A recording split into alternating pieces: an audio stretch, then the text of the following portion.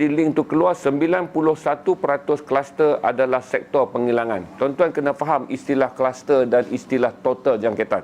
Apa yang kerajaan longgarkan adalah yang terbaik untuk kerajaan, tapi belum tentu terbaik untuk kita.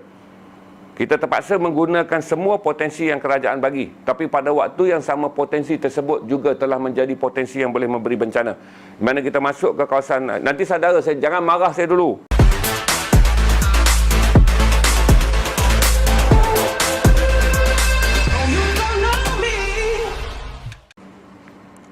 Dengan angka 13,000 ni dan dengan melihat pattern bagaimana varian Delta ni bergerak dengan begitu pantas, di mana Indonesia yang daripada angka 29,000 kepada 30,000 kepada 31,000, kemudian melambung 2 hari berturut-turut kepada 40,000 lebih dan semalam terus melambung kepada 50,000. Kalau kita melihat pattern jangkitan penyakit ini, di mana Malaysia yang daripada 9,000 bergerak kepada 11,000 dan hari ini terus bergerak pada 13,000. Saya fikir kata dalam 5 hari ini kalau tidak ada keajaiban berlaku, tetapi pattern jangkitan ini berlaku berdasarkan pattern yang sedia ada dalam 4 hari terakhir ini, dan varian ini telah pun berkembang luas macam saya katalah, dari hidung ke hidung jarak varian hanyalah sejengkal. Sebagai gambaran betapa orang ramai terdedah, berarti kita akan mencapai angka 20,000 dalam tempoh 4 atau 5 hari. Jadi kita bersedia untuk melihat angka ini, supaya tuan-tuan juga bersedia untuk melihat angka ini, untuk tidak panik dan menganggap bahawa ini adalah realistic sign berdasarkan data dan juga berdasarkan fakta kedudukan varian ini.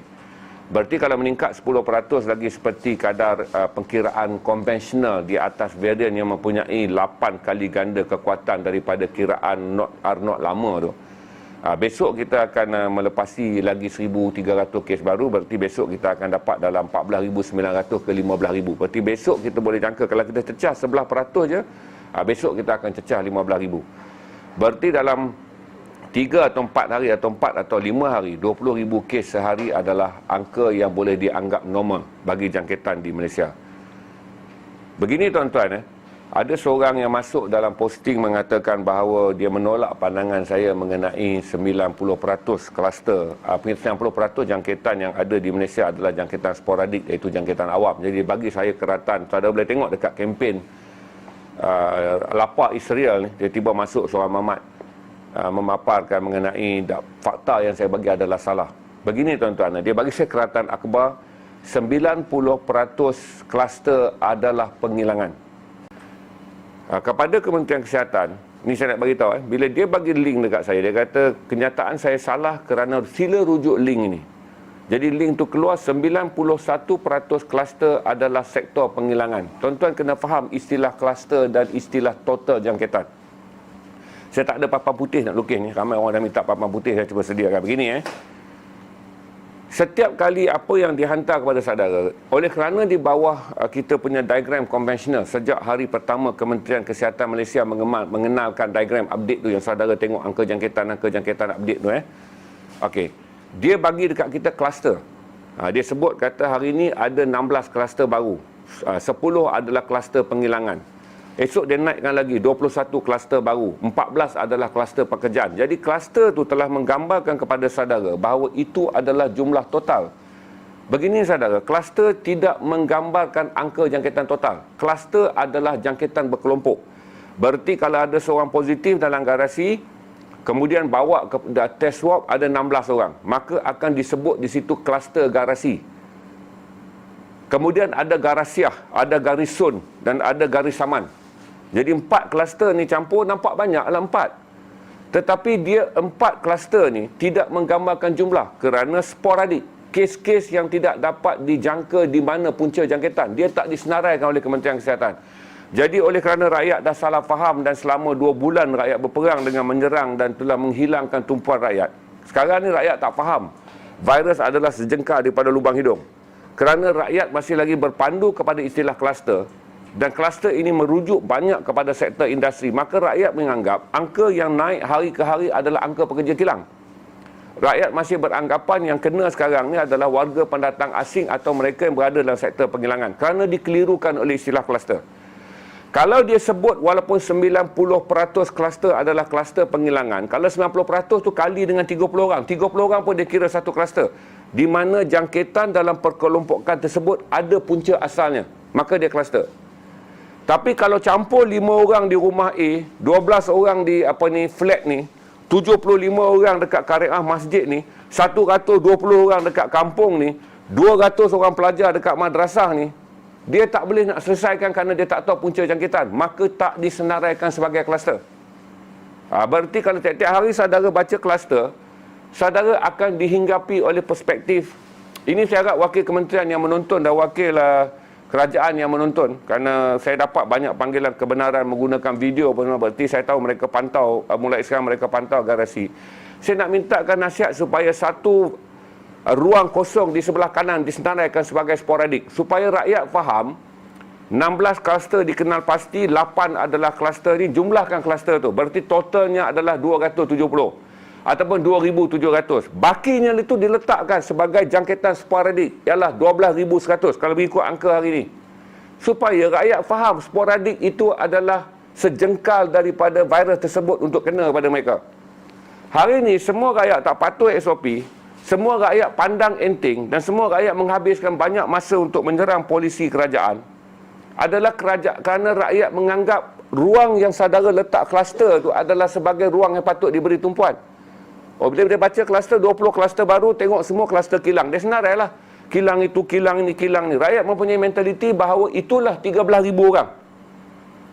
Jadi selagi Kementerian Kesihatan tak ubah cap tu dengan meletakkan pula di sebelah kiri tu sebagai sporadik, supaya rakyat tahu bahawa jangkitan yang tidak dapat dikenal pasti. Problem ni macam ni tuan-tuan. Bila disebut kluster, walaupun kluster tu hari ni katalah saya bagi tahu pada saudara, kita ada 13,215. Katalah detail nanti keluar klusternya adalah 70 kluster baru.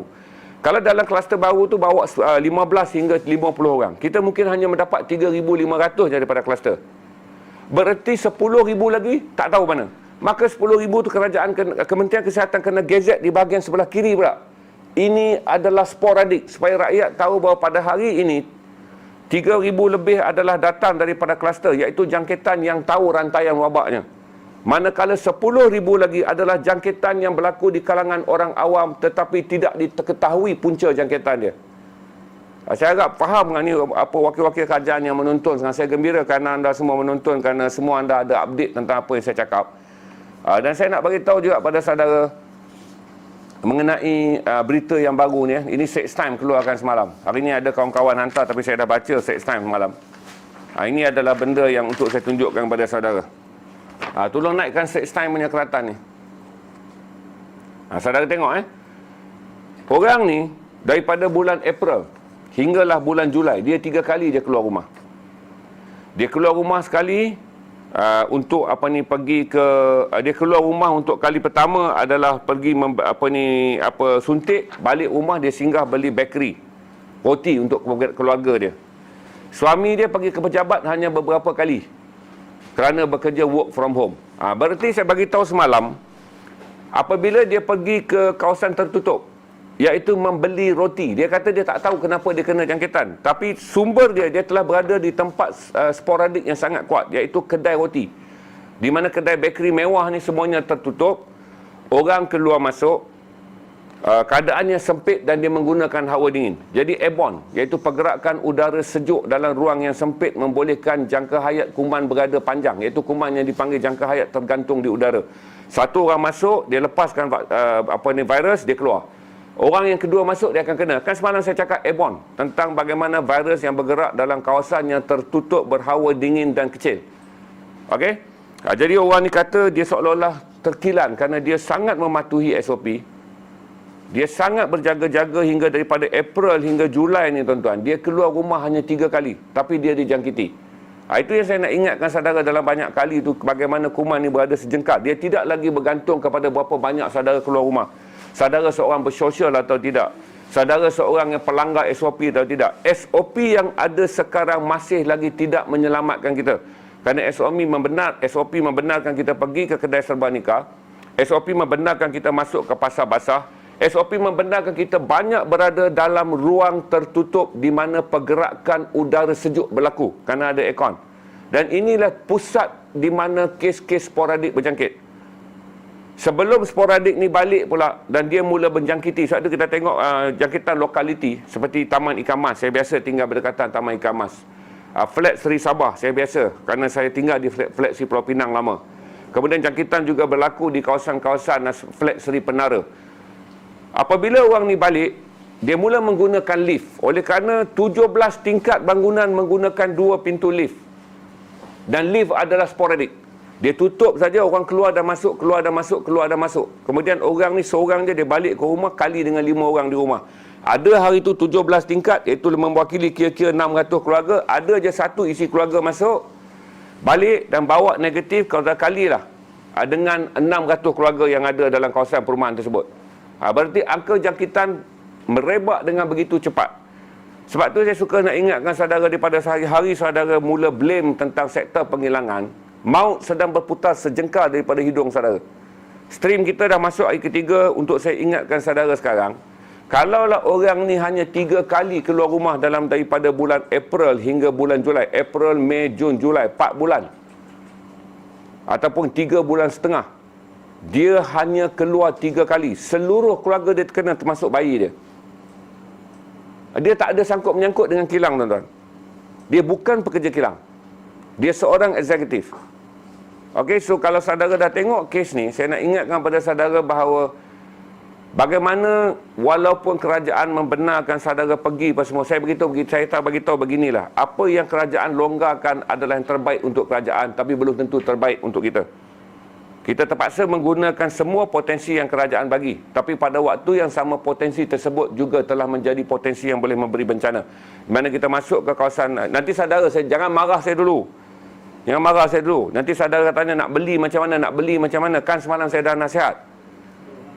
Pertama adalah pastikan apabila saudara keluar ke grocery. Grocery ni tempat sejuk beku ni, potensi kuman jangkit sangat tinggi kerana virus ini bergantung kepada 2 benda, iaitu suhu yang sejuk dan juga udara yang tertutup. Dia lebih lemah. Maksudnya kalau letak 100,000 orang dalam stadium Bukit Jalil, potensi jangkitan lebih rendah berbanding meletak 100 orang dalam sebuah kedai sejuk beku milik rangkaian mana-mana kedai lah. Saudara pergi ni banyak, kalau saya sebut dia marah saya pula ni, company-company yang buka pasar raya. Oleh kerana keadaan pasar raya tertutup dan memiliki cuaca yang sejuk, ancaman kepada 100 orang yang masuk ke pasar sejuk ni lebih rendah daripada ancaman 100,000 orang yang berada di stadium bola. Sebab tu England ketika perlawanan akhir Piala Euro baru ni, dia telah melaksanakan balik undang-undang di mana pelitup muka perlu dipakai dalam train di seluruh London. Kerana London waktu itu mencapai 36,000 kes.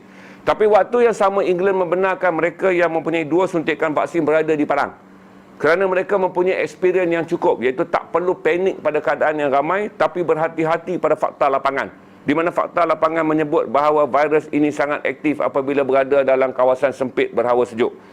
Jadi saudara kena faham, kita tak boleh berada dalam mentaliti lama, asal ramai akan ada jangkitan, asal sedikit itu selamat. Berarti saya dan kawan-kawan saya ni berada dalam potensi jangkitan yang tinggi. Saya berpesan juga pada diri saya.